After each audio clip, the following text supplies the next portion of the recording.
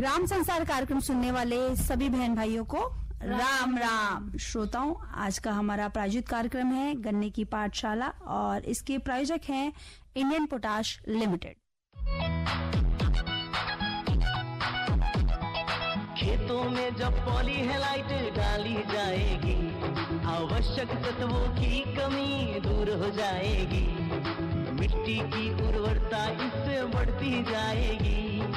IPL की पॉलीहेलाइट, IPL की पॉलीहेलाइट फसलों की जड़ और भी गहरी होती जाएगी, मजबूती के कारण फसलें गिर नहीं पाएगी, फसलों की उत्पादकता को खूब बढ़ाएगी, किसान भाइयों के जीवन में खुशियां आएगी।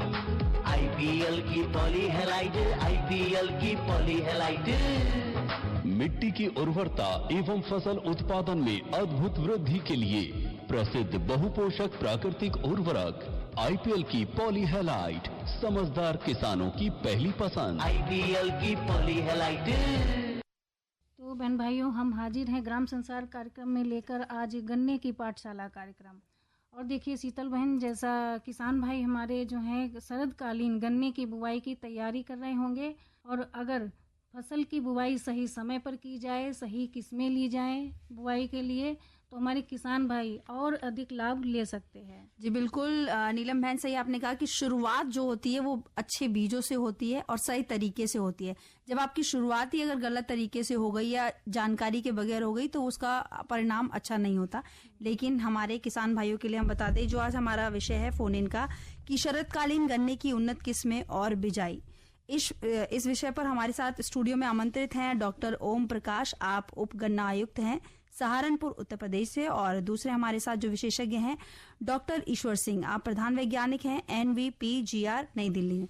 तो कोई भी हमारे श्रोताओं को इस विषय से संबंधित, शरदकालीन गन्ने की उन्नत किस्में और बिजाई से संबंधित कोई समस्या है, कोई जानकारी वो चाहते हैं, तो वो हमारे स्टूडियो में आमंत्रित विशेषज्ञ को कॉल करके अपनी समस्या का समाधान पा सकते हैं, या और कोई सुझाव अगर वो देना चाहते हैं तो आपका बहुत बहुत स्वागत। बिल्कुल, और फोन करने के लिए हमारे नंबर है 011-2342-1082 और दूसरा नंबर है 011-2342-1083। इन दोनों नंबरों पर आप फोन करके विशेषज्ञों से सलाह ले सकते हैं, जानकारी ले सकते हैं, गन्ना फसल से कोई भी आपको चाहिए तो। जी बिल्कुल। और एक बात, जो भी दिल्ली से बाहर के श्रोता हैं और मोबाइल से कॉल करने वाले श्रोता, इन नंबर के आगे 011 जरूर लगा लें, जैसे कि नीलम बहन ने बताया। और एक बात और, कार्यक्रम शुरू करने से पहले जब भी आप अपना सवाल करें, रेडियो सेट थोड़ा सा आप उससे दूर हट जाइए या उसकी आवाज कम कर लीजिए, क्योंकि फिर आपके सवाल हमारे विशेषज्ञ को समझ नहीं आते हैं। चलिए, कार्यक्रम का संचालन कर रहे हैं शिवनंदन लाल, आइए चलते हैं। डॉक्टर ओम प्रकाश जी, डॉक्टर ईश्वर सिंह जी, दोनों का कार्यक्रम में स्वागत है। धन्यवाद। और किसान भाइयों के जब तक सवाल आते हैं, थोड़ा सा डॉक्टर साहब, जैसा आज का विषय है शरदकालीन गन्ने की उन्नत किस्में और बिजाई, तो किस्मों पे तो हम बाद में आएंगे कि डॉक्टर साहब, जो हमारे किसान भाई कोई भी फसल लगाते हैं, निश्चित तौर पे उसका कोई न कोई समय निर्धारित होता है कि वो फसल कब से कब तक लगाई जाए, जिससे किसान भाइयों को अच्छा उत्पादन मिल सके। तो डॉक्टर ओम प्रकाश जी, थोड़ा सा जानना चाहूंगा, हमारे किसान भाइयों को प्रकाश डालिए कि कौन सा जो शरदकालीन बिजाई करने का उचित समय है।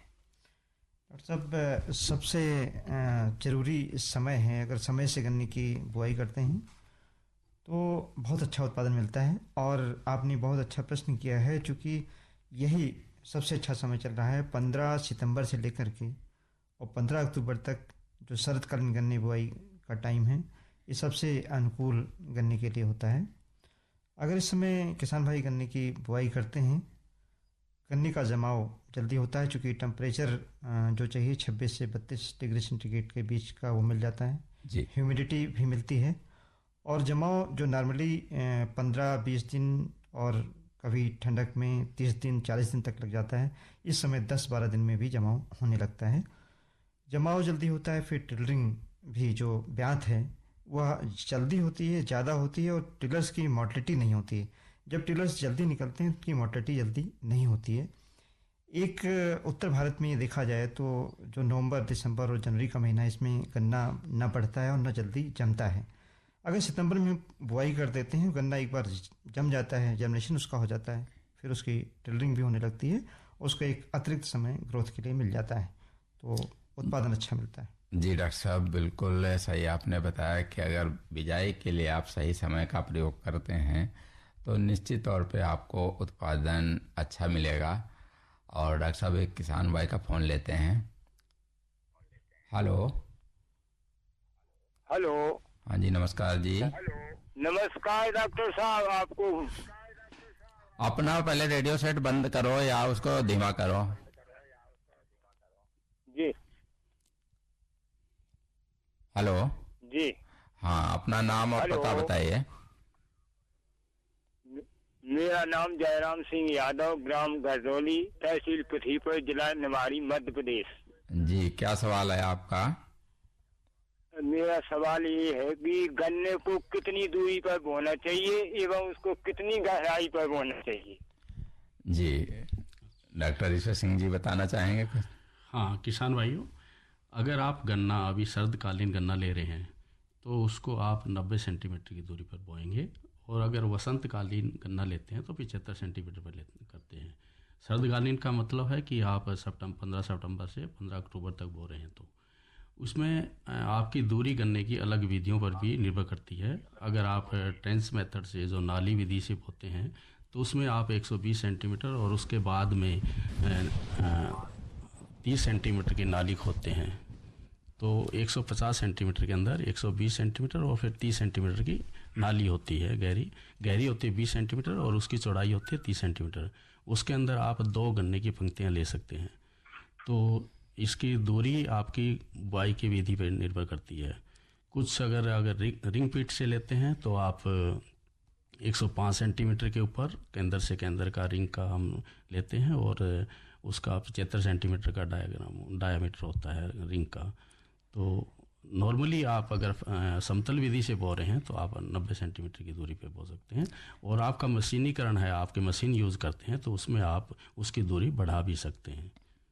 तो डॉक्टर ओम प्रकाश जी, जैसे कहने का मतलब है कि गन्ने की विधि के अनुसार भी उसकी जो लाइन से लाइन की दूरी को बढ़ाया घटाया जा सकता है, लेकिन इसमें समय का भी कोई महत्व रहता है? हाँ, ये बहुत अच्छा प्रश्न आपने किया है। इस समय जो डिस्टेंट प्लांटिंग है उसको किसान भाई कर सकते हैं, बहुत अच्छा मेथड है जी। अभी जो सितंबर का महीना है, 15 सितंबर से 15 अक्टूबर तक, ये दूरी किसान भाई अगर मकनाइजेशन को करना है तो 5 फीट की दूरी बहुत आसानी से रख सकते हैं, बहुत अच्छा उत्पादन इसका मिलता है।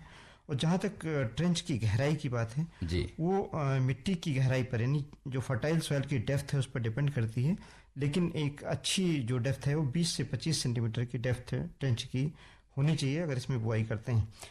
जैसे जैसे समय आगे बढ़ता है तो इस दूरी को फिर कम कर सकते हैं और इसको 54 इंच, यानी अभी मैंने 60 इंच बताया लाइन से लाइन की दूरी, फिर 54 इंच पर बो सकते हैं।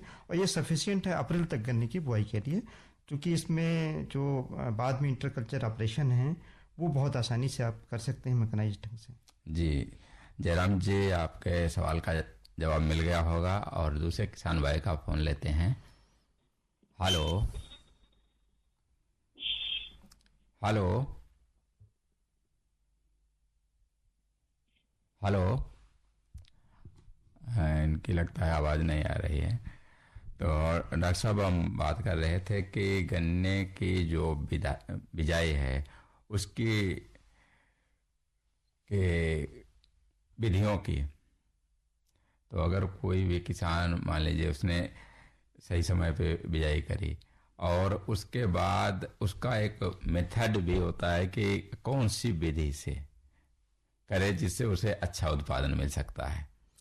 डॉक्टर साहब इस समय सबसे अच्छा जो मेथड है, जिसका सबसे अच्छा उत्पादन किसान भाई ले रहे हैं, वो ट्रेंच मेथड है, जिससे जी। गन्ने का अच्छा उत्पादन किसान भाई ले सकते हैं। इसमें ये आवश्यक है कि गन्ने के जो टुकड़े हैं उनको शोधित करके बोएं, और अगर 2 आँख के टुकड़े बोते हैं तो आँखें साइड में रखें। और जो बिल्कुल नवीन किस्में हैं जिनका बीज आपके पास कम है, तो ऐसी दशा में आप सिंगल बड का टुकड़ा, 1 आँख का टुकड़ा, उसकी बुआई करें। और आँख उस दशा में आप ऊपर की तरफ अगर रखते हैं तो जमाव उसका जल्दी होता है। ये जरूर ध्यान रखें कि गन्ने का टुकड़ा नाली में डालने से पहले खाद की जो मात्रा है उसको पहले डाल दें, फिर गन्ने का टुकड़ा डालें। और गन्ने के टुकड़े को जो मिट्टी से ढकना है उसमें बहुत ध्यान देने की आवश्यकता है कि 2 अंगुल मिट्टी, या हम मोटे तौर पे 2 अंगुल कहते हैं, वैसे 2 से 3 सेंटीमीटर मिट्टी से अगर ढकते हैं तो जमाव भी जल्दी होता है, और जहाँ से मदर सूट निकलता है वहीं से उसकी टिलरिंग होने लगती है। तो टिलर्स और मदर सूट में यूनिफॉर्मिटी रहती है, जिससे उसका उत्पादन अल्टीमेटली किसान भाइयों को बेहतर मिलता है। डॉक्टर साहब किसान भाई का फ़ोन लेते हैं। हेलो हेलो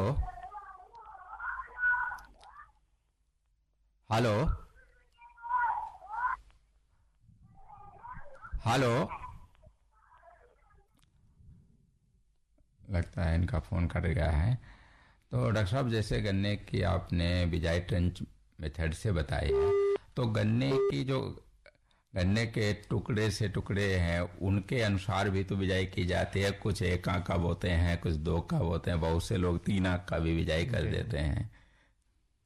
इसमें अगर 1 आँख के टुकड़े की बुआई करते हैं, जो नवीन किस्म है जिनका बीज आपके पास कम मिलता है, जी, तो एक बहुत अच्छी जो दूरी है जिसका साइंटिफिक हम लोगों ने एनालिसिस कराई है, तो 18 इंच की दूरी पर बो सकते हैं। यानी बड से बड की जो दूरी है, आँख से आँख की दूरी, वो 18 इंच की, और लाइन से लाइन की दूरी 5 फीट की दूरी, 60 इंच की दूरी पर इसकी बिजाई कर सकते हैं। तो डॉक्टर साहब इसमें फिर कल्ले निकलने के कितने कल्ले निकलेंगे? अब 1 मीटर की लंबाई में जी, 18 अगर मिलेबल केन होते हैं तो पर्याप्त माने जाते हैं।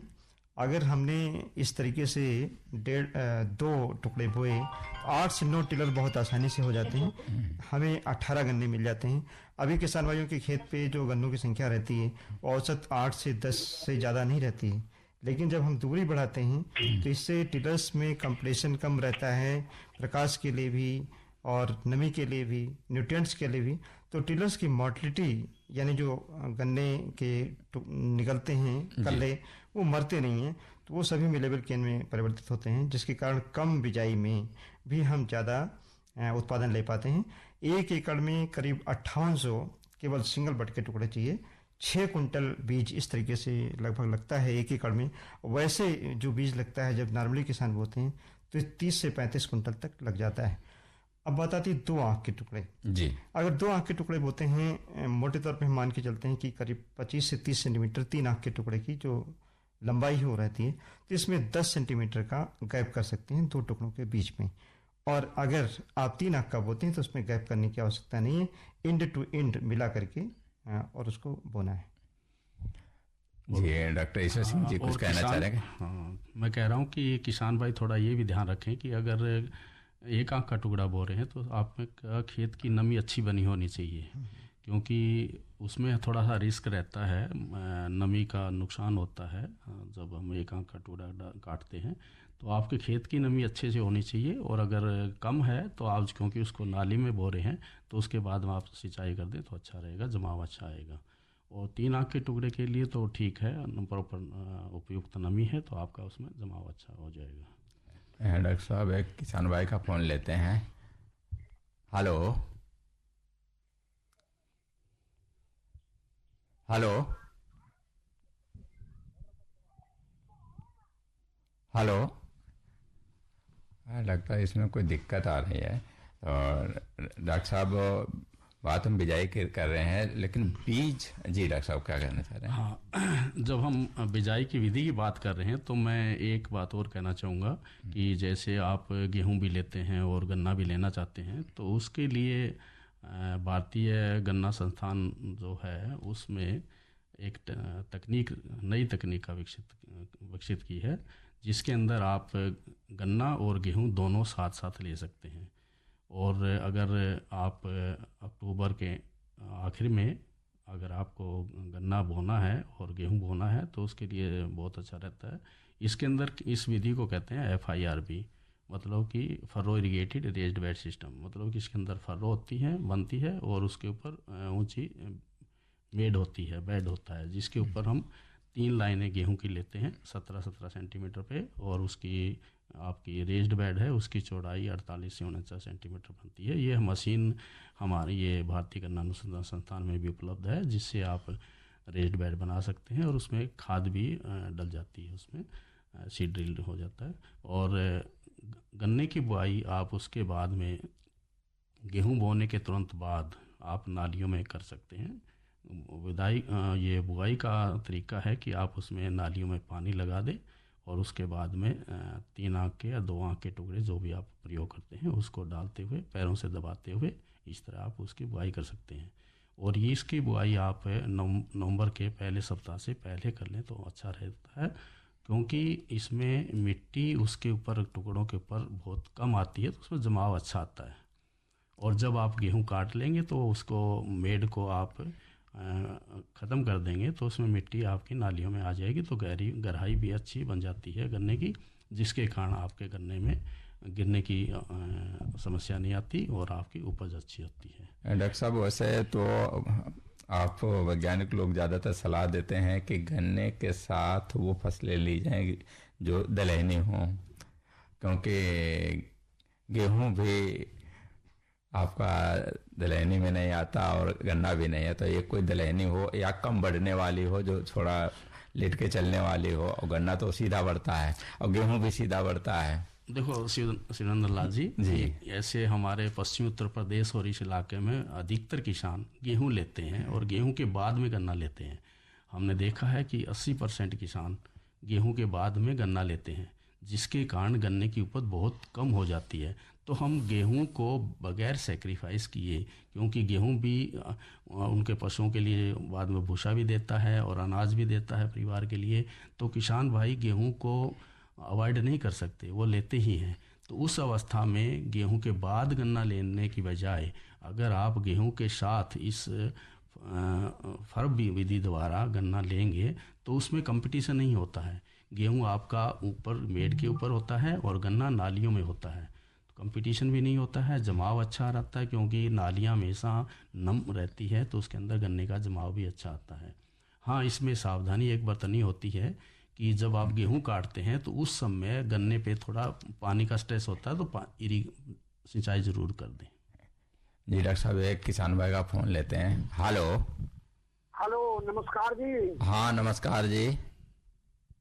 मैं इंद्रवीर तेवतिया, गाँव नथुगढ़ी, डिस्ट्रिक्ट बुलंदशहर, उत्तर प्रदेश से बोल रहा हूँ सर जी। जी तेवतिया जी, पहले तो पूरी पंचायत को राम राम। राम राम जी। और मेरा सवाल ये है कि जैसा भी डॉक्टर साहब औसत कलमों की बात कर रहे थे जी और बुआई के बारे में बता रहे थे जी, जो औसत बुआई किसान करते हैं जी उसमें बीज ज्यादा लगता है कुंटलों में जी। और अगर सह फसली खेती के रूप में सरसों, जो पीली सरसों है, उसे भी बो दिया जाए जी, तो इससे किसान को अधिक लाभ मिलेगा और वो जाति जिससे अरली हो और अधिक उत्पादन हो और किसानों को पशुओं के लिए चारा भी मिले। जी तो डॉक्टर साहब से ये अनुरोध है कि ये बताएं। देखिए, आप सर्दकालीन गन्ना लेते हैं तो उसके साथ अगर सह फसली खेती करते हैं तो वो आपको हमेशा फ़ायदा देगी, क्योंकि गन्ने की चौड़ाई के जो पंक्तियों की दूरी है वो ज़्यादा होती है और गन्ने की पैदावार शुरुआत में कम होती है। तो ये तो आपके पास है ऑप्शन कि आप उसमें सह फसली खेती करें, चाहे सरसों करें, कुछ इलाके में ये आपको आलू भी लेते हैं जो कि रेज्ड बेड पे लेते हैं फर्ब विधि से, वो भी अच्छा होता है। और दूसरी आप लहसुन, प्याज वगैरह ये भी ले सकते हैं, तो इससे आपको अतिरिक्त आमदनी तो मिलेगी ही और अच्छा रहेगा। सह फसली खेती तो आपको संशोधित है। ठीक है तेवतिया जी, फोन करने के लिए आपका बहुत बहुत धन्यवाद। अच्छा डॉक्टर ओम प्रकाश जी, अब जानना चाहूँगा, क्योंकि ये सारी प्रक्रियाएं तो जब भी होंगी जब हमारे पास उन्नत किस्में होंगी, तो इस समय जो हमारे किसान भाई बिजाई करना चाहते हैं तो उनके लिए कौन कौन सी उन्नत किस्में आप सुझाएंगे कि जिससे जिनमें बीमारी भी कम लगती हो और नई किस्में भी हों और किसान भाइयों को आसानी से मिल भी सकें? अभी डॉक्टर साहब भारतीय गन्ना अनुसंधान संस्थान लखनऊ से कोलख 16202 जी गन्ने की किस्म विकसित हुई है। ये शीघ्र किस्म है, जी बहुत अच्छी इसमें टिलरिंग है, रेड रॉट और बिल्ट बिल्कुल इसके अंदर नहीं लगता है। Top borer, early shoot borer जो समस्याएं ज़्यादा रही हैं CO 118 में और 238 में, वो इसमें कम है। तो एक अच्छी वैरायटी किसान भाई इसको बो सकते हैं अपनी गन्ना विकास परिषदों से, चीनी मिलों से और भारतीय गन्ना अनुसंधान संस्थान से, और हमारे जो अन्य संस्थान हैं उत्तर प्रदेश गन्ना शोध परिषद है, वहाँ से बीज इसका प्राप्त कर सकते हैं। उत्पादन कैसा है इसका? उत्पादन डॉक्टर साहब बहुत अच्छा है, 90 टन तक इसका उत्पादन हो जाता है। और दूसरा जो एक वैरायटी है अभी हमारी उत्तर प्रदेश गन्ना शोध परिषद शाहजहाँपुर की वैरायटी है जी, वो कोसा 18231 गन्ने की किस्म है। काफ़ी यूनिफॉर्मिटी है गन्ने के जो कल्ले हैं उसमें, और गन्ने का वजन अच्छा है, लंबाई अच्छी है। इस प्रजाति का भी किसान भाई बुआई कर सकते हैं। और एक पहले से गन्ने की किस्म है भारतीय उत्तर प्रदेश गन्ना शोध परिषद की है, कोसा 13235, वह भी वैरायटी काफ़ी अच्छी है। उसकी बुआई अभी काफ़ी किसानों ने बढ़ाई है, क्योंकि उत्पादन पश्चिमी उत्तर प्रदेश में खासतौर से उस वैरायटी में किसान भाइयों को अच्छा मिल रहा है। एक और वैरायटी हमारी कोसा 17231, ये वैरायटी ऐसी है जिसकी प्योरिटी बहुत अच्छी है और टिलरिंग बहुत अच्छी होती है। लॉजिंग की थोड़ी इसमें समस्या है, अदरवाइज अगर देखा जाए तो बेल रेटोनिंग की, बेस्ट रेटोनिंग की एक तरीके से गन्ने की किस्म है। तो इस किस्म को भी किसान भाई लगा सकते हैं। दो वैरायटियां, जो पहले की हमारी सबसे अच्छी वैरायटी 238 थी, क्योंकि उसमें रेड रॉट आ रहा है, बीमारी ज़्यादा, उसको बदलना है। इसी तरीके से 118 में बिल्ट और रूट स्टॉक बोलर आ रहा है। तो इन दोनों वैरायटियों को किसान भाइयों को धीरे धीरे कम कर देना चाहिए, और उनके स्थान पर ये जो हमने शीघ्र प्रजातियाँ बताई ये बो सकते हैं। और कुछ इसी तरीके से सामान्य किस्में भी हैं, जैसे 16233 है हमारी भारतीय गन्ना अनुसंधान संस्थान की, उसको बो सकते हैं। और पहले की वैरायटी हमारी कोसा 8279 और 8276 है, जिसकी बिजाई किसान भाई कर सकते हैं। एक जो बात अभी आपने की थी कि सहफसली खेती, तो गन्ने के साथ में आलू की बहुत अच्छी सहफसली खेती होती है। और दलहन की बात आपने किया, दलहन से काफ़ी फ़ायदा है। अगर किसान भाई चना लगाते हैं, और ख़ासतौर से पश्चिमी उत्तर प्रदेश में चने को हरे साग के रूप में मार्केट में मार्केटिंग करते हैं, तो एक तरीके से नाइट्रोजन का फिक्सेशन जड़ों में जो चने होते हैं उसमें हो जाता है, और साथ ही में गन्ने की फसल भी आसानी से ले पाते हैं। एक मॉडिफिकेशन है जो डॉक्टर साहब ने बताया कि FIRB मेथड से गन्ना और गेहूं साथ में बो सकते हैं। अभी हम लोगों ने काफ़ी एक्सपेरिमेंटेशन इस पे कराया, और अब ये हम मानते हैं कि हमारे किसान भाई अगर लेट प्लांटिंग करते हैं गेहूं की, तो उसमें ट्रेंच बना दें, और उस ट्रेंच में फरवरी और मार्च के महीने में गन्ने की बुआई करते हैं। क्योंकि गेहूं बहुत तेज़ी से बढ़ता है, उसके साथ में गन्ना बढ़ नहीं पाता है, गन्ना उसके अंदर छिप जाता है, और बाद में गन्ना उतनी तेज़ी से नहीं चल पाता है। जब हम इसको फरवरी के महीने में बोते हैं, बड़े ही आसानी से जो ट्रेंच है बड़े ट्रैक्टर के माध्यम से हम उसकी बिजाई करते हैं, मैनुअली भी नहीं करना पड़ता है। तो एक अच्छा मेथड है। केवल गेहूं में नहीं, इसमें जितनी छोटी फसलें, जैसा कि आपने कहा था, वो सारी फसलें इस मेथड से गन्ने की जो रेस्ड बेड है उसके ऊपर बोई जा सकती हैं, और बाद में फरवरी मार्च के महीने में इसको मॉडिफाई किया जा सकता है, उसमें ट्रेंच से प्लांटिंग की जा सकती है। डॉक्टर साहब, कहने का मतलब ये होता है कि अगर किसान भाई सह फसली खेती करते हैं तो उनको कुछ पहले फसल मिल जाती है। गन्ना तो साल की फसल है, उसके बाद में मिलता है। अच्छा डॉक्टर साहब, जो आपने किस्में बताए हैं, ये किस्में उत्पादन की दृष्टि से किसानों के लिए कैसी हैं?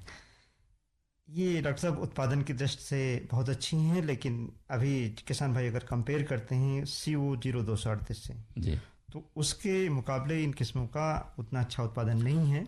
लेकिन अगर अच्छी सस्य विधियाँ, जैसा कि अभी हमने बताया है, उसका प्रयोग करते हैं, तो इसमें से कोई ऐसी वैरायटी नहीं है जो 500 कुंटल का उत्पादन एकड़ में ना दे दे। और औसत उत्पादन अगर इतना आता है तो ये बहुत अच्छा उत्पादन है।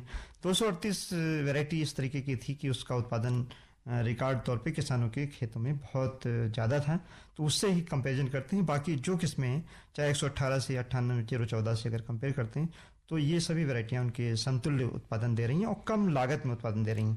केवल उत्पादन से डॉक्टर साहब इस समय अगर 38 में हम ज़्यादा उत्पादन लेते हैं और लागत बहुत लगाते हैं, कई किसान भाई 10 स्प्रे 12 स्प्रे करके उसका 238 का उत्पादन ले रहे हैं, तो उनकी जो कास्ट ऑफ कल्टीवेशन है बढ़ती जा रही है।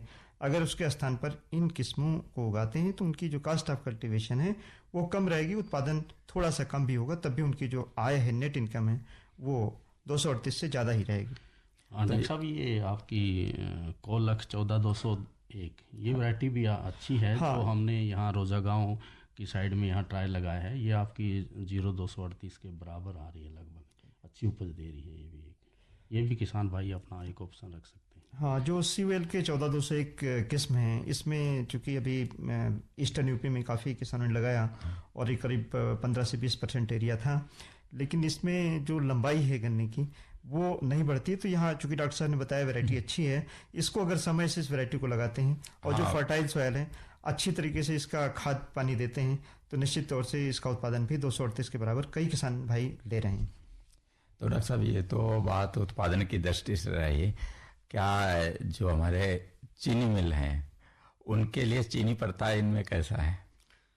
चीनी पर्ता जो हमने वैरायटी बताई हैं, चाहे वो कोलक 16202 हो, 17231 हो या 18231 हो, अभी एक नई किस्म हमारी और आई है उत्तर प्रदेश गन्ना शोध परिषद की कोसा 19231, इन सभी किस्मों में लगभग 238 के बराबर चीनी का पड़ता है और चीनी मिलें इसको सारी वैरायटियों को लाइक कर रही हैं। किसान भाई अगर लगाते हैं तो इसकी मार्केटिंग में कोई समस्या नहीं होगी और इसको चूँकि हमारे उत्तर प्रदेश जो वैरायटी रिलीज कमेटी वहाँ से वैरायटी संस्तुत की गई हैं, वैज्ञानिकों ने इसको चाहे इसका शर्करा की मात्रा हो उसको और चाहे डिजीज पेस्ट का इंसिडेंस हो पूरा एनालाइज करके तब इन वैरायटियों को रिलीज किया गया है। तो ये वैरायटी अच्छी हैं चीनी मिलों के लिए भी और किसानों के लिए।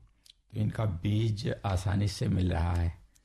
इसमें से जो डॉक्टर साहब मैंने बताया कोसा 13 बीज उपलब्ध हो जाएगा। तो शुरुआत में ज़्यादा बीज लेने की आवश्यकता नहीं, बल्कि अपना बीज बनाने की आवश्यकता है। इससे ये भी पहचान हो जाएगी आपके खेत में, आपके गांव के ज़मीन में कौन सी गन्ने की किस्म सबसे बेहतर चल रही है। तो 2 किस्में एट टेस्ट लगाएं और उत्पादन अपना देख करके फिर आगे बढ़ा सकते हैं। जी बिल्कुल डॉक्टर साहब, बीज के ऊपर निर्भर करते हैं उत्पादन। कि हमारा फोन इन कार्यक्रम है गन्ने की पाठशाला और इसके प्रायोजक हैं इंडियन पोटाश लिमिटेड। खेतों में जब पॉलीहेलाइट डाली जाएगी, आवश्यक तत्वों की कमी दूर हो जाएगी, मिट्टी की उर्वरता इससे बढ़ती जाएगी। IPL की पॉलीहेलाइट, IPL की पॉलीहेलाइट फसलों की जड़ और भी गहरी होती जाएगी, मजबूती के कारण फसलें गिर नहीं पाएगी, फसलों की उत्पादकता को खूब बढ़ाएगी, किसान भाइयों के जीवन में खुशियां आएगी। IPL की पॉलीहेलाइट, IPL की पॉलीहेलाइट मिट्टी की उर्वरता एवं फसल उत्पादन में अद्भुत वृद्धि के लिए प्रसिद्ध बहुपोषक प्राकृतिक उर्वरक IPL की पॉलीहेलाइट समझदार किसानों की पहली पसंद। IPL की पॉलीहेलाइट। तो किसान बहन भाइयों, आपका स्वागत है एक बार फिर से गन्ने की पाठशाला कार्यक्रम में। और आज का विषय है शरदकालीन गन्ने की उन्नत किस्में और बिजाई। हमारे आज के विशेषज्ञ हैं डॉक्टर ओम प्रकाश, उप गन्ना आयुक्त हैं सहारनपुर पूर्व उत्तर प्रदेश से, और हमारे दूसरे विशेषज्ञ हैं डॉक्टर ईश्वर सिंह, प्रधान वैज्ञानिक हैं NBPGR नई दिल्ली से। जी बिल्कुल श्रोताओं, और चलिए चलते हैं अपने विशेषज्ञ के पास। डॉक्टर ओम प्रकाश जी, डॉक्टर ईश्वर सिंह जी, दोनों का एक बार पुनः स्वागत है। और जो किसान भाइयों ने रेडियो सेट दूर थोड़ा देर से खोला है, उनकी जानकारी के लिए हम बता देते हैं कि ये फोन इन कार्यक्रम है और आज बातचीत हो रही है शरदकालीन गन्ने की बिजाई और उसकी उन्नत किस्में, खेत की तैयारी। इससे संबंधित अगर आपका कोई सवाल है तो निश्चित तौर पे आप फ़ोन करके विशेषज्ञों से जानकारी ले सकते हैं। हमारे फ़ोन नंबर हैं 23 42 10 82 और 23 42 10 83। वैसे तो हमारे किसान भाई फ़ोन नंबर जानते हैं, फिर भी जो मोबाइल से फ़ोन करेंगे तो दिल्ली का STD कोड 011 उसके साथ पहले लगा लें, उसके बाद फ़ोन नंबर डायल करें। तो डॉक्टर साहब, काफ़ी बात हो गई किस्मों की। अब बात करते हैं कि डॉक्टर साहब, जैसे जब हम उसकी काफ़ी दूरी पे बिजाई करते हैं और एक बढ़ के गन्ने की बिजाई करेंगे, एक आंख वाले की या 2 आंख वाले की, तो उसको खेत की तैयारी किस तरीके से करें, कितनी गहराई पे बिजाई करें या उसकी मेड़ पे करें, तो खेत कैसे तैयार करें? इसमें खेत की जो तैयारी है, किसान भाइयों को ये देखना चाहिए कि पहली जुताई अगर खरपतवार ज़्यादा हैं तो हैरो से जुताई करें और दूसरी जुताई कल्टीवेटर से करके फिर हैरो से जुताई करें। अगर 2 बार हैरो और 1 बार कल्टीवेटर चला देते हैं तो फिर रोटावेटर चला करके और उसकी बिजाई कर सकते हैं। बिजाई के लिए जुताई गहरी जरूर होनी चाहिए। अगर ट्रेंच से आप बोते हैं तो 20 से 25 सेंटीमीटर कम से कम हमारी जुताई होनी चाहिए। वैसे हमारा रिकमेंडेशन है कि 30 सेंटीमीटर, चूँकि इसमें बारिश का सीजन है, ज़्यादा गहरी जुताई किसान भाइयों के कई खेतों में नहीं हो पाती है और जहाँ हो सकती है तो वहाँ जो इनके पास MB प्लाऊ हैं उसके माध्यम से भी जुताई करके खेत को जल्दी तैयार कर सकते हैं। ये जरूर ध्यान रखें कि खेत समतल हो, अगर नहीं है तो उसमें लेवलिंग जरूर करा दें, क्योंकि जब हम ट्रेंच मेथड से गन्ने को दूरी पर बोते हैं तो पानी हम ये कहते हैं कि केवल ट्रेंच में जो लाइन हमने बनाई है उस लाइन में पानी दें, पूरे खेत में पानी देने की आवश्यकता नहीं है। तो पानी लाइन में आप तभी दे पाएंगे जब आपका खेत पूरी तरीके से समतल हो, क्योंकि जैसा कि आपने कहा कि सिंगल बेड से बोते हैं तो जमाव जो पौधों की संख्या है वो शुरुआत में कम रहती है जी। तो जो बेड है वो बिल्कुल फाइन बेड तैयार होनी चाहिए, यानी जो मिट्टी है बिल्कुल भुरभुरी हो। अगर सपोज करें कि हम मोटी मिट्टी तैयार करते हैं जिसमें ढेले हैं, बोल्डर्स हैं, तो अगर उसमें हम 2 अंगुल की मिट्टी डालेंगे तो बीज के सूखने का बहुत सारा चांस रहता है। अगर मिट्टी हमारी बिल्कुल भुरभुरी है तो उसमें एक तरीके से वो मल्चिंग का काम करती है। और ट्रेंच की गहराई अगर हमारी 25 से 30 सेंटीमीटर है तो ज़मीन के अंदर की नमी उसको मिलती रहती है, और जो ट्रेंच है उसकी वाल की नमी, अगर हम उसको अंग्रेजी में कहते हैं सब सॉयल मॉइस्चर और सब सॉयल न्यूट्रिएंट्स, गन्ने के जो पौधे निकलते हैं जिनका अंकुरण होता है उसको मिलता रहता है। ट्रेंच की गहराई हमने बताया 20-25 सेंटीमीटर। लंबाई बहुत ना करें, क्योंकि जब पानी आप लगाते हैं ट्रेंच के अंदर, हम कहते हैं कि आधा पानी आपको लगाना है। अगर ट्रेंच की जो ऊंचाई है वो 25 सेंटीमीटर है तो केवल 12 सेंटीमीटर ऊंचाई तक आप पानी लगाएं। अगर ज़्यादा लंबा ट्रेंच बनाएंगे तो पानी शुरुआत में ज़्यादा लगेगा और बाद में कम लगेगा, इसलिए उसकी जो लंबाई है वह भी ज़्यादा ना रखें। जी डॉक्टर साहब, बिल्कुल सही कहा आपने। लेकिन जब आपने कहा कि उसमें पोषक तत्वों की बात है, तो जब हम उसमें बिजाई करें किसान भाई खेत की तैयारी के समय, क्या उसमें जो रासायनिक उर्वरक डालते हैं उससे पहले गोबर की खाद या आपकी कंपोस्ट खाद उसको आखिरी जुताई के समय मिला लें? हाँ, ये बहुत महत्वपूर्ण आपने बिंदु उठाया और किसान भाइयों से मेरी यही सलाह है कि 1 एकड़ में कम से कम खेत की आखिरी जुताई पर 50 से 60 कुंटल गोबर की सड़ी हुई खाद, वेल रॉटन मैन्योर, ऐसी नहीं कच्ची खाद नहीं डालनी है, सड़ी हुई खाद डालनी है।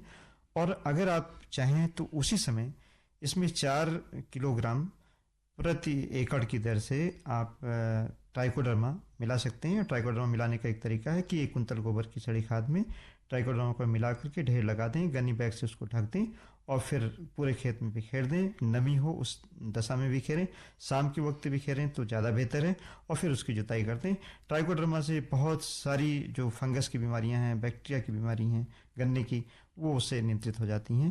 तो गोबर की खाद बहुत आवश्यक इसलिए भी है कि जो रासायनिक खादें हम डालते हैं उनका सदुपयोग हमारा गन्ना या कोई भी फसल तभी कर पाता है जब उसमें गोबर की खाद की मात्रा हो, क्योंकि गोबर की खाद में ऐसे जीवाणु होते हैं जो डिफरेंट तरीके से केमिकल फर्टिलाइजर्स को पौधे को उपलब्ध कराने में सक्षम होते हैं।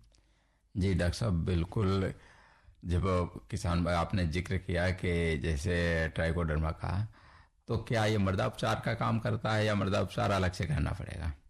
ट्राइकोडर्मा मृदा उपचार का काम करता है, लेकिन इसमें ये जरूर ध्यान रखना है कि जो किसान भाई फंजीसाइड डालते हैं तो वो इस चीज़ को थोड़ा बाद में कर सकते हैं। फंजीसाइड अगर पूरे खेत में कई बार रिकमेंडेशन होता है कि उससे सॉइल का ट्रीटमेंट करना पड़ता है, तो ऐसी दशा में जो पहली खेत की सिंचाई कर रहे हों तो उस समय भी ट्राइकोडर्मा का प्रयोग किया जा सकता है। और बाद में जब गन्ने में मिट्टी चढ़ाते हैं जुलाई के महीने में, उस समय भी ट्राइकोडर्मा डाला जा सकता है। मृदा उपचार के लिए इसके अलावा जो केमिकल से हम करते हैं उसमें मेरी किसान भाइयों से सलाह है, गन्ने के केस में जब आप बीज का शोधन करते हैं तो उस समय इमिडाक्लोपिड एक दवाई आती है 17.8 SL की, तो उसका 1 ml प्रति लीटर की दर से अगर गन्ने के टुकड़े को आप शोधित कर देते हैं और साथ ही में बेविस्टीन 1 ग्राम प्रति लीटर की दर से, सपोज करें कि 1 एकड़ में 200 लीटर पानी की आवश्यकता पड़ती है तो 400 ग्राम बेविस्टीन और 200 ml इमिडाक्लोपिड मिला करके गन्ने के टुकड़े को आधे घंटे भिगो करके और तब उसकी बिजाई करें, तो एक तरीके से सॉइल के ट्रीटमेंट का और सीड के ट्रीटमेंट का एक साथ काम हो जाता है। जी डॉक्टर साहब, बिल्कुल सही। जिस तरीके से आपने बीज उपचार और मृदा उपचार दोनों का बताया, लेकिन जो डॉक्टर साहब एक किसान भाई का फोन लेते हैं। हेलो हेलो हेलो, हाँ जी, नमस्कार जी। राम राम साहब। राम राम जी। मैं गांवड़ी भजनपुर से बोल रहा हूँ, मेद सिंह जी। जी, क्या हाल है मेद सिंह जी? बहुत बढ़िया भाई, प्रोग्राम बहुत आ रहे, लक्ष्य मार रहे हो आप प्रोग्राम में, आपको बहुत बहुत धन्यवाद देता हूँ पहले सुनने के लिए। किसान भाइयों के लिए ये कार्यक्रम है, अगर आपको पसंद आ रहा है और जानकारी आपको सही मिल रही है तो हमारी मेहनत सफल हो रही है। अरे सर जी, मैं पूछो मत, नहीं इतने बढ़िया प्रोग्राम मैंने कभी सुने ही नहीं। 20-25 साल से हो गए प्रोग्राम सुनते हुए।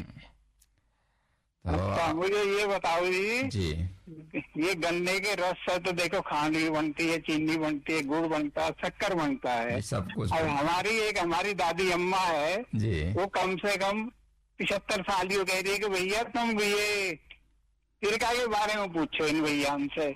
जी जी जरूर पूछेंगे, जरूर पहुंचाएंगे, सारे भाई सुन लेंगे और हम बात करते हैं।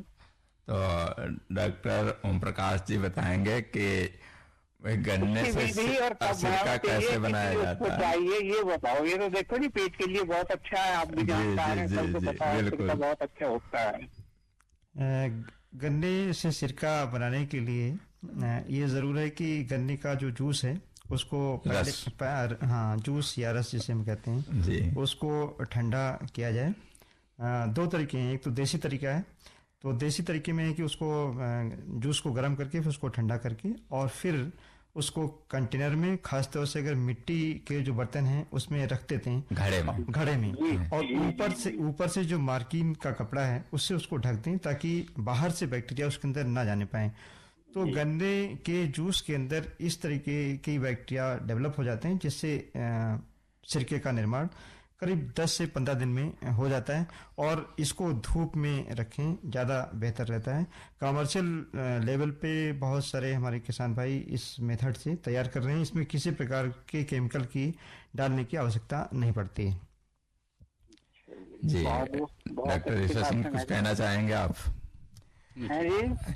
ठीक है मेद सिंह जी, आपने फोन किया कार्यक्रम में, बहुत अच्छा लगा और आपका बहुत बहुत धन्यवाद। तो डॉक्टर साहब, जो हमारे किसान भाई, जब हम बीज की बात करते हैं कि बिजाई तो हम बीज की ही करेंगे और बीज हमेशा किसान चाहे अपने खेत से ले चाहे दूसरे खेत से ले या कहीं किसी जगह से मिल से उसको खरीदे, तो बीज किस तरीके का होना चाहिए, उसकी गुणवत्ता की क्या पहचान है कि उसको जब बिजाई करे तो किस तरीके से ध्यान रखे जिसका पूरा अंकुरण उसको हो सके। बीज के लिए किसान भाइयों को ये देखना चाहिए कि आपकी जो बीज के लिए फसल ले रहे हैं उसकी अवस्था आपकी 8 से 10 महीने का है फसल, तो वो आपके बीज के लिए सबसे ज़्यादा उपयुक्त होता है। अगर ज़्यादा समय से होती है तो उसमें जो जमाव है थोड़ा कम हो जाता है। तो 8 से 10 महीने पुरानी मतलब जो खड़ी है फसल, उसको आप बीज के लिए प्रयोग करें। और एक आप ध्यान ये रखें कि अगर थोड़ा बीज के लिए जो फसल आपको तैयार करनी है उसके अंदर थोड़ा नत्रजन की मात्रा थोड़ा ज़्यादा डाल दें। जो हम संस्तुत करते हैं कि 150 किलोग्राम नत्रजन प्रति हेक्टेयर की ज़रूरत होती है, तो उसमें आपको 175 किलोग्राम डालें तो अच्छा रहेगा, क्योंकि जब आप उसको गन्ने को बोएंगे तो जमाव उसमें अच्छा रहेगा। दूसरी बात ये है, फोन ले लें किसान भाई का। हेलो हेलो हेलो, नमस्कार डॉक्टर साहब, मैं जिला बीना यूपी से अब्दुल हमीद बात कर रही हूँ जी।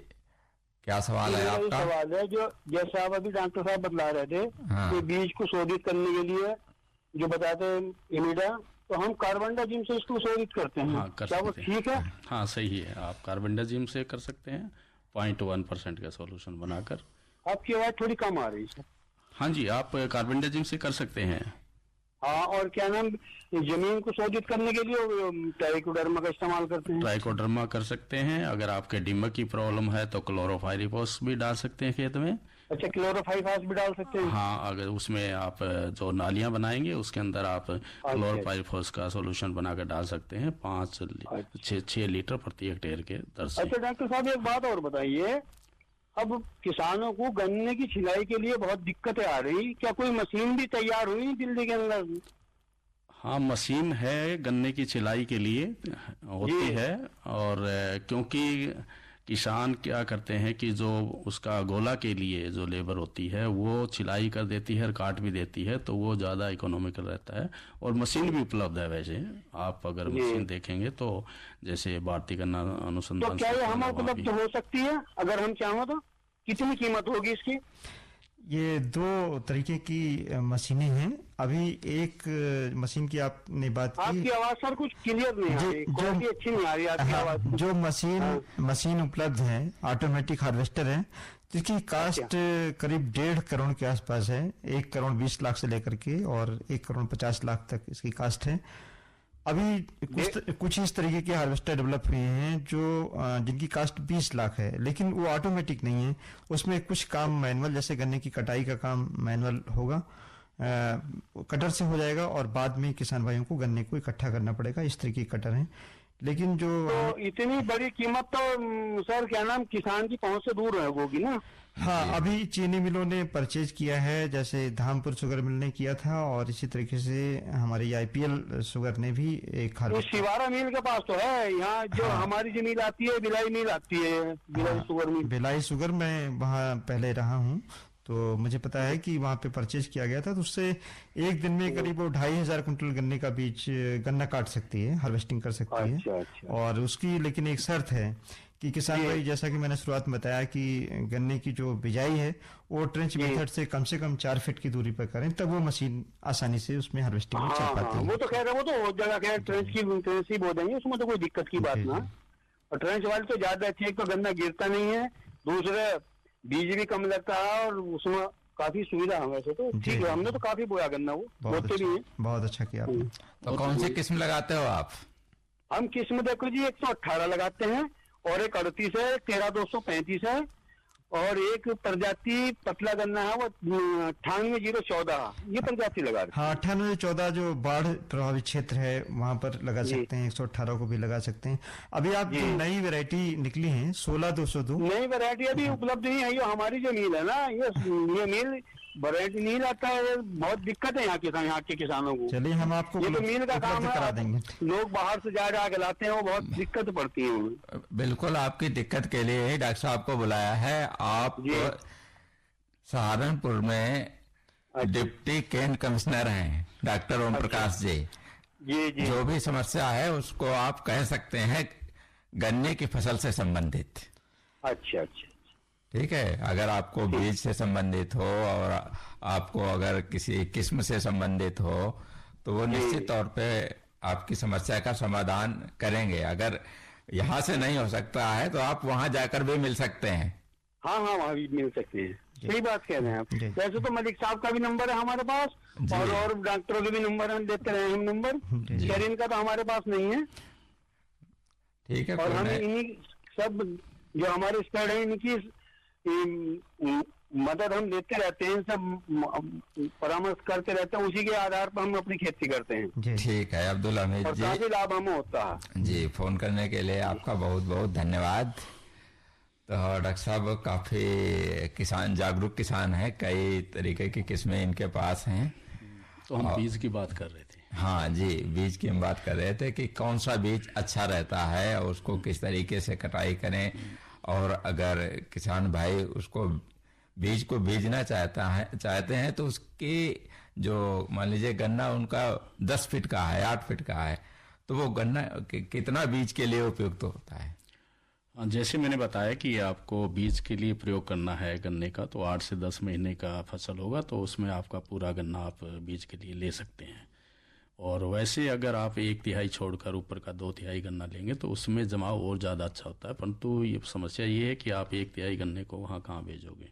तो ऐसा नहीं है कि उसमें जमाव ज़्यादा कम होता है, तो वो भी आप प्रयोग में ला सकते हैं। और गन्ने का क्योंकि आपने मान लो कि खेत है, बीज है, तो उसको आपको कैसे काटना है और कैसे उसकी छिलाई करनी है, पत्तियां कैसे हटानी है, उसके आपको सावधानी बरतनी होती है। गन्ना काटने के बाद में आप अपने उसके हाथों से उसकी पत्तियां हटाएंगे तो उसके ऊपर जो बड होती है, आँखें होती है जिससे किल्ला निकलता है, वो सुरक्षित रहेगा। इसमें आप कोई द्रांति वगैरह से या कोई लोहे के औजार से उसकी पत्तियां ना हटाएं। और अगर आपको गन्ना कुछ दूरी पर ले जाकर बोना है तो आप ध्यान रखें कि पत्तियों के समेत जो गन्ना आपका बीज का गन्ना है उसको ट्रांसपोर्ट करना है तो उसको पत्तियों के समेत ही ले जाएं।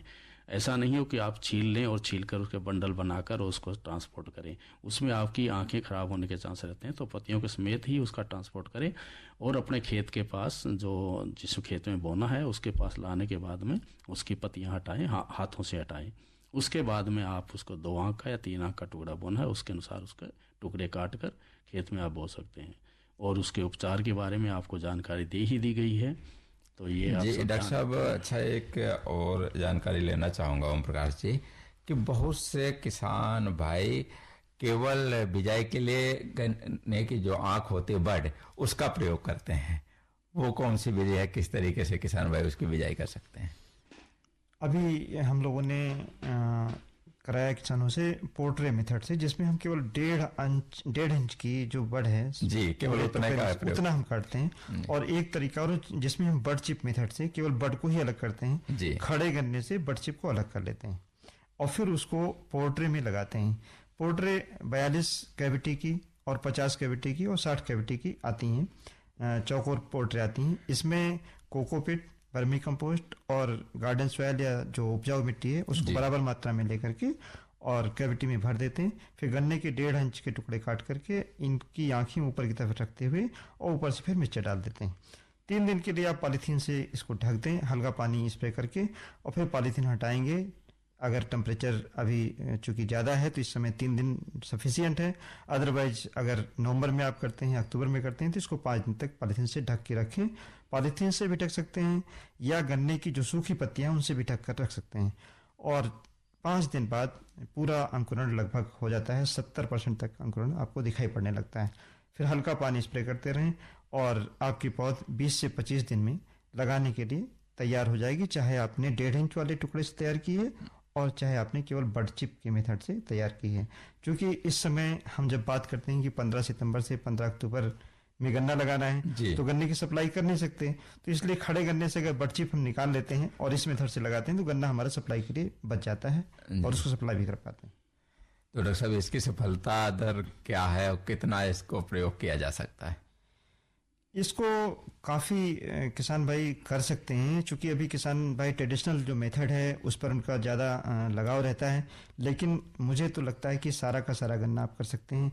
अभी हमने 20 सितंबर को एक प्लाट की प्लांटिंग इसी मेथड से कराई है और हमारे मंडल में करीब 1 करोड़ गन्ने के जो पौधे हैं तैयार हुए थे लास्ट ईयर, जिनको किसान भाइयों ने स्वयं परचेज किया है, विभिन्न प्रजातियों का उसको लगाया है। और जो नवीन किस्में हैं उनके लिए तो बहुत अच्छी एक ये प्रणाली है। डॉक्टर साहब, एक सवाल और कि अगर इस विधि से कोई जागरूक किसान ज़्यादा मात्रा में पौध उत्पादन करे गन्ने की, तो वो उसको बेच भी सकता है? हाँ, ये जो हमारे यहाँ महिला स्वयं सहायता समूह बनाए गए पूरे उत्तर प्रदेश में, तो उनको यही प्रमोट किया गया था कि वो बीज बनाएंगे और बेचेंगे। वो आज की तारीख में बना करके और महिलाएं उस बीज को बेच रही हैं। उनका एक तरीके से स्वावलंबन हुआ है और गन्ने की खेती में महिलाओं की इस तरीके से भागीदारी बढ़ी है। पहले गन्ने की खेती में महिलाओं की इतनी भागीदारी नहीं थी, लेकिन ये जो बीज का कार्यक्रम हम लोगों ने चलाया पोर्ट्रे मेथड से गन्ने की बीज की पौध तैयार करके और बेचने का, तो उसको कर रहे हैं। और जो नवीन किस्में हैं उनका प्रचार प्रसार इस मेथड से बहुत जल्दी हो जाता है। यानी बीज से रोजगार। जी, बीज से रोजगार, और वो भी महिलाओं का सशक्तिकरण भी इसके साथ में एम्पावरमेंट एक तरीके से हो रहा है। जी बिल्कुल डॉक्टर ओम प्रकाश जी और डॉक्टर ईश्वर सिंह जी, आप स्टूडियो में आए और किसान भाइयों के लिए बहुत अच्छी जानकारी दी। आपका बहुत बहुत धन्यवाद। डॉक्टर साहब धन्यवाद। तो श्रोताओं, हमारा ये गन्ने की पाठशाला फोन इन कार्यक्रम था और इसके प्रायोजक थे इंडियन पोटाश लिमिटेड।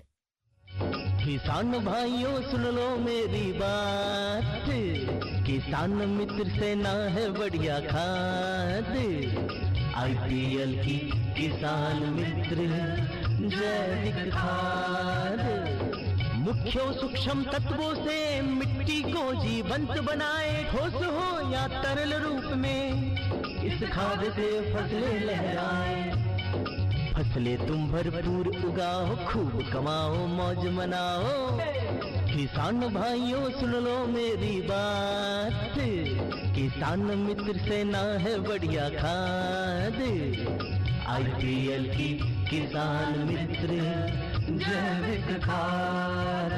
अपने खेतों में हरियाली और जीवन में खुशहाली के लिए हमेशा इस्तेमाल करें IPL की जैविक खाद किसान मित्र, जो कि उपलब्ध है रोहाना कला शुगर मिल पर। शीघ्र बुक करें। तो श्रोताओं, आज का हमारा कृषि जगत कार्यक्रम यहीं समाप्त होता है। कार्यक्रम सुनने वाले सभी बहन भाइयों को राम राम।